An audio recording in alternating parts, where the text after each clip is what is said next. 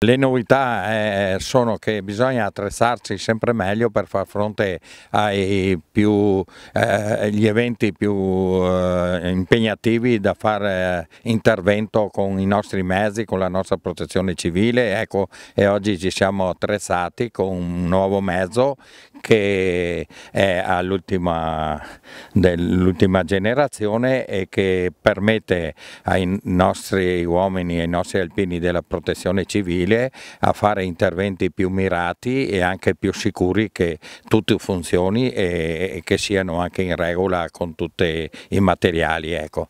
Mentre prima avevamo materiali anche un po' vecchi e sai, così siamo anche più sicuri che l'intervento riesca meglio, ecco.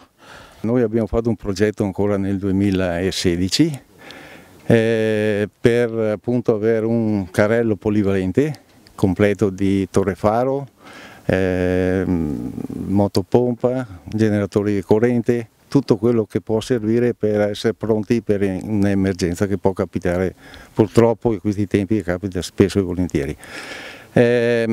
Abbiamo fatto un progetto, chiesto un contributo al Dipartimento della Protezione Civile a Roma e abbiamo presentato il progetto, è stato accolto, ci hanno dato un finanziamento. Il progetto era di 20.700 euro, 20.700 euro, e ci hanno dato un bel contributo di 14.600. Il resto rimanente di 6.000 euro la sezione Conegliano ce li ha dati per completare il costo, insomma, ecco.